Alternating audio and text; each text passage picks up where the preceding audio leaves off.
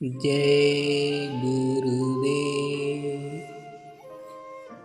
दूरदर्शी आवाज मासिक पत्रिका 1 नवंबर 2022, पृष्ठ नंबर 22। बाणी कमाई करने से फैलेगी। परमार्थ की एक बात सुनो। मैं पंजाब गया, एक गुरुद्वारे में रुका। वहाँ गुरु ग्रंथ साहब का पाठ हो रहा था। जब पाठ खत्म हुआ तो मैंने पाठी से पूछा कि ये वाणी में जो आया है ये है कहाँ। वो बोले कि ये हम तो नहीं जानते, हम तो खाली पाठ करते हैं, उसी को सुनने के लिए लोग आते हैं। कहने का मतलब ये है कि महापुरुषों की वाणी केवल पढ़ने सुनने के लिए नहीं है, कमाई का रास्ता है। करोगे तब उनको समझोगे। भागने की आदत, जो प्रेमी आलस करते हैं उनका मन बार बार संसारी झंझटों में भागता है। जब वो भजन पर बैठते हैं तब भी उनका मन बाहर दुनिया की तरफ भागता रहता है। इससे ऐसा मालूम होता है कि जब से मन सूरत के साथ आया बाहर ही भागता रहा। अब उसकी आदत पड़ गई, इसलिए बाहर भागता है। सिमटाओ जरूरी। समय निकलता जा रहा है, सांसें एक एक करके घट रही हैं। अपना असली काम जल्दी पूरा कर लो। संसारी काम में इतना रहो जितना जरूरी है। जरूरत भर किया फिर इधर से निकल जाओ। साधन में सिमटाव होना चाहिए। ध्यान भजन सुमिरन में सिमटाव होना चाहिए। शब्द में अमृत चूता है। प्रेमियों, तुमको बार बार समझाया जाता है कि साधन भजन करते वक्त अपने मन को रोको, इसे चारों तरफ से समेट कर शब्द धुन सुनने में लगाओ। शब्द को सुनते सुनते जब आत्मा को रस मिलने लगेगा तब वो आनंद में प्रेम में मगन हो जाएगी। शब्द में मिठास है और अमृत चूता है। मोह की तकलीफ। एक महात्मा का प्रेमी जो उनके पास बैठता था, सत्संग भी सुनता था, भजन भी करता था, उसने पूछा कि गुरुजी हम चले जाएं बाहर तो कोई तकलीफ तो नहीं होगी। उन्होंने कहा कि जो सामान रखा है उसे छोड़कर जाएगा तो कोई तकलीफ नहीं होगी, अगर पकड़े रहेगा तो तकलीफ होगी। उसने पूछा कि कैसे। गुरुजी बोले कि इनकी याद करेगा तो तकलीफ है, याद नहीं करेगा तो तकलीफ नहीं है। भारी अपराध लग जाएगा। अगर कोई डॉक्टर तुमसे कहे कि तुम मांस खा लो, अंडा खा लो, तुम ठीक हो जाओगे, तो कभी भूल कर भी मत खाना, भारी अपराध लग जाएगा। परहेज करो। जीव हिंसा जैसा कोई पाप नहीं। मांस मत खाओ, खाने वालों से बचो, उनसे परहेज करो। साथ ही कोई नशा मत करो जिससे बुद्धि खराब हो जाए और घर में माँ बहन बेटी की पहचान खत्म हो जाए। गुमराही से बचो। किसी भी मनमुखी काम करने वालों को नाम दान देने का आदेश नहीं। जो यहाँ से चला गया वो तो ठीक है, पर परमार्थ की श्रद्धा को तुम खत्म मत करो।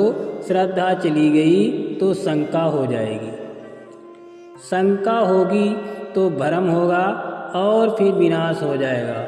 इसलिए सब लोग अपनी अपनी जगह पर होशियारी रखें और जो लोगों को गुमराह करते हैं उन पर निगरानी रखो। भोगों में क्षणिक आनंद। संत सतगुरु कृपा के सागर हैं। उनकी कृपा से सूरत यानी जीवात्मा जग जाती है और उसके आँख और कान खुल जाते हैं। सूरत की आँख को ही दिव्य दृष्टि यानी ज्ञान चक्षु कहते हैं। महात्मा बताते हैं कि सूरत शब्द अथवा नाम से कैसे जुड़ेगी। शब्द में प्रकाश है, आनंद है, शक्ति है। संसार के भोगों में क्षणिक आनंद है। नाम में सच्चा आनंद है, अंदर में खजाना है, रास्ता सबको मिला है, दरवाजे पे बैठ जाओ और उसे छोड़ो नहीं। दरवाज़ा दोनों आँखों के पीछे है, मन बहुत फैला हुआ है, उलट जाओ पलट जाओ, मन को सूरत के साथ कर दो और ऊपर चढ़ जाओ। अंदर खजाना है, उसको खोलो, मन नहीं रुका तो चाहे कितनी देर बैठो कुछ नहीं होगा। चूक गए तो मैं कहता हूँ कि भजन करो, लेकिन तुम भजन करते नहीं। सत्संग चेत कर सुनो, ऐसा वक्त बार बार नहीं मिलेगा।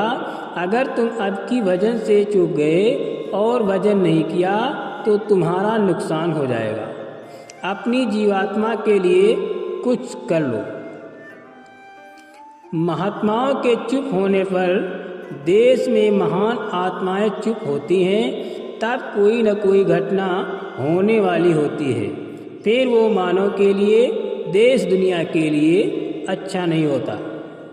समय बड़ा खराब है, अब पापों का घड़ा भर गया है। ये काल की सृष्टि है, वो उसको फोड़ेगा और जब घड़ा फूटेगा तो क्या होगा तुम सोच भी नहीं सकते। दयाल अलग हैं, वो चाहते हैं कि आप बचो, आप नहीं चाहोगे तो घड़ा फूटेगा और वो फूटता है तो बड़ी विनाशकारी लीला होती है। समय बड़ा खराब है, श्रद्धा का ख्याल रखो।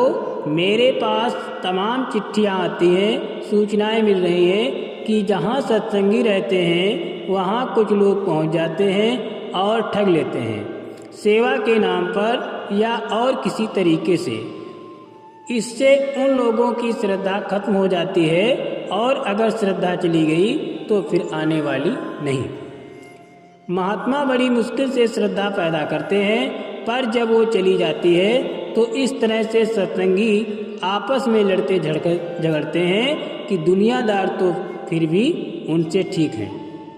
शब्द ही सार है। जब जीवात्मा का शब्द अथवा नाम से संपर्क हो जाता है तो हर क्षण बाजे सुनाई देते हैं।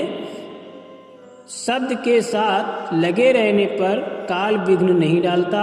गुरु अंतर में बराबर रहनुमाई करते रहते हैं। गुरु सर्वसमर्थ है, वो सब कुछ कर सकते हैं, पर वो एकाएक कुछ नहीं करते, वो धीरे धीरे करते हैं। एकाएक कुछ कर दें तो तुम भाग जाओगे, और अगर तुम्हारी बुराई कह दें तब भी तुम चले जाओगे कि मेरी बेइज्जती हो गई और लौट कर नहीं आओगे। इसलिए वो धीरे धीरे कुम्हार की तरह से तुमको संभालते हैं।